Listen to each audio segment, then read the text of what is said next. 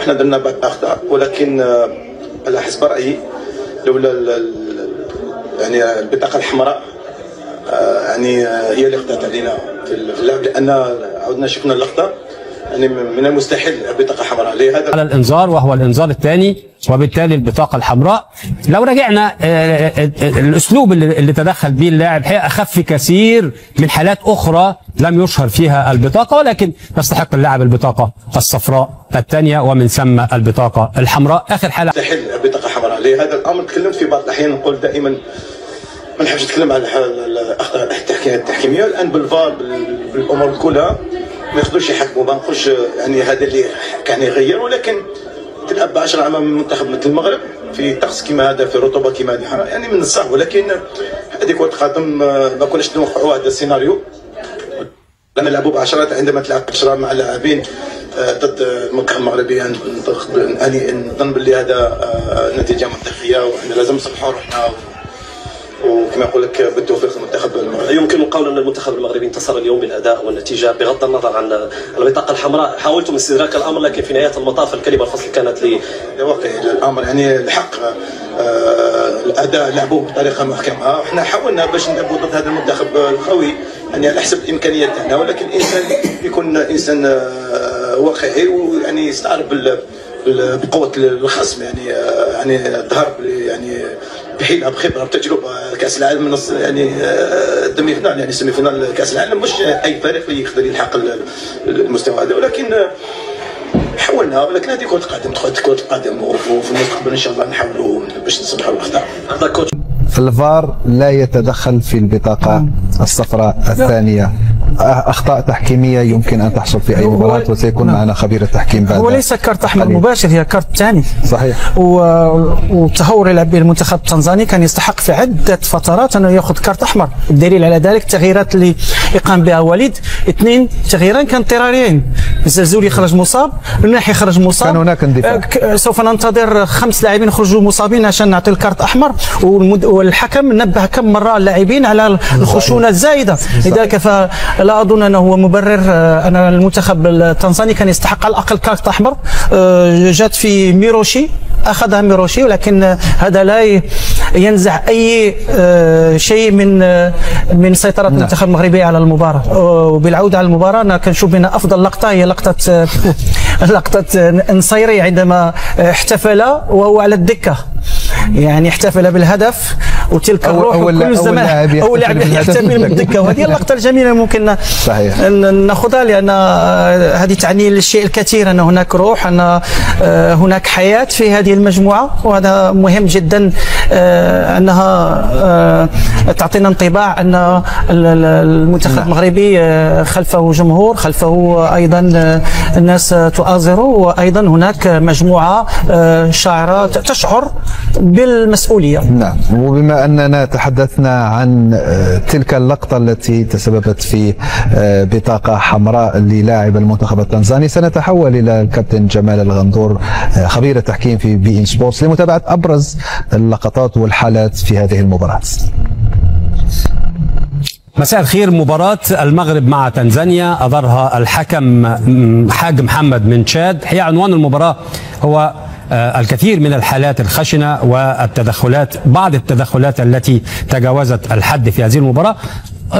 خرج الكارت الأصفر في بعض الحالات ولم يخرج في حالات أخرى. تعال نشوف مثال من هذه التدخلات. هنشوف مثلا هنا في الدقيقة 21 نشوف اللاعب من تنزانيا طريقة التدخل، طبعا تدخل بتهور أقصى درجات التهور، ويحصل على الإنذار اللاعب رقم 7. نشوف مع بعض الإعادة ونشوف طريقة الدخول. طريقة الدخول الحقيقة يعني أنا بنقول عليها أقصى درجات التهور، لأنها كانت قريبة جدا من التدخل العنيف، ولكن الإنذار كان هو القرار. بعديها نفس الفريق ولاعب آخر رقم 20 بيلجأ إلى التدخل أيضا بتهور بشكل كبير، وأيضا الحكم هنا بيشهر البطاقة الصفراء للاعب. هنشوف حضراتكم التدخل عامل ازاي. يعني يعد فيما بين الانذار والبطاقه الحمراء، لكن البطاقه الصفراء كانت هي القرار فيها هاتان الحالتين. احنا جبنا مثال من الحالات، تعالوا نروح لحاله ثانيه وهي التاكد من هدف المغرب الاول. نشوف مع بعض لحظه لعب الكره، كان اللاعب في موقف سليم.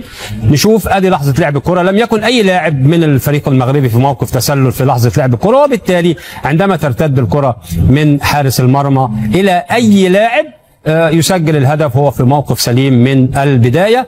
لكن احنا حرصنا بس ان احنا نؤكد على صحه الهدف. طيب نرجع تاني لاستخدام الخشونه ونشوف واحد من الاثنين اللاعبين اللي احنا جبنا مثال اليوم. طبعا في العديد من الانذارات في هذه المباراه، نشوف هذا اللاعب ونشوف تدخله هنا في هذه الحاله. ايضا هنا حكم المباراه بيحتسب المخالفه، ثم يحصل اللاعب على الانذار وهو الانذار الثاني، وبالتالي البطاقه الحمراء. لو رجعنا الاسلوب اللي تدخل به اللاعب هي اخف كثير من حالات اخرى لم يشهر فيها البطاقه، ولكن يستحق اللاعب البطاقه الصفراء الثانيه ومن ثم البطاقه الحمراء. اخر حاله عندنا الهدف اللي هنشوفه مع بعض دلوقتي، برضو تم مراجعته من قبل الفار وتم التاكيد على صحه الهدف. ادي لحظه لعب الكوره وادي اللاعب، الحكم هنا بيتاكد من حكم الفار. هنشوف احنا مع بعض لحظه لعب الكوره ونقف عندها ونشوف انه ايوه نمشي كمان امشي. دي لحظه لعب الكوره الثانيه اهي. هنشوف هنا الكوره مع نفس الخط وهناك مدافع مغطي التسلل، وبالتالي الهدف سليم. ولكن كنا نود ان تظهر لنا لقطه غرفه الفار اللي هي بتترسم عليها الخطوط، ولكن ده لم يظهر. ده كان كل اللي عندنا في هذه المباراه. كل الشكر لكابتن جمال الغندور خبير التحكيم في قنوات بين سبورتس. ننتقل مباشرة لنستمع لما قاله وليد الركراكي مدرب المنتخب المغربي بعد المباراة. مرحبا مجددا امين، معي مدرب المنتخب المغربي وليد الركراكي. كوتش فيليستاسيون.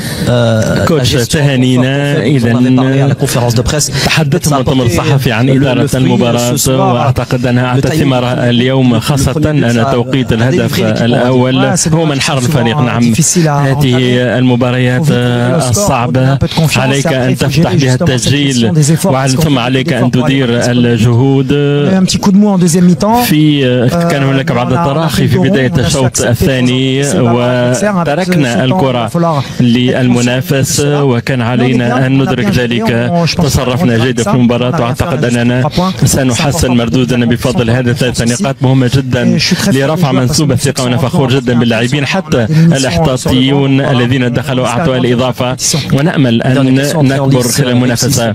إذا نجحتم بدون بذل جهد كبير. كيف ستتصرف في المباريات القادمة، خاصة وأن مباراة الكونغو ستكون في الساعة 2 ظهرا؟ ربما هذه المباراة تخيفنا أكثر، ولن نكون بعيدين عن ربما الإجهاد البدني. علينا أن نحسن إدارة هذه المباراة كمنتخب كبير. نتحدث عن الأوقات الكبرى والصغرى وسنتصرف حسب ذلك. المنتخب المغربي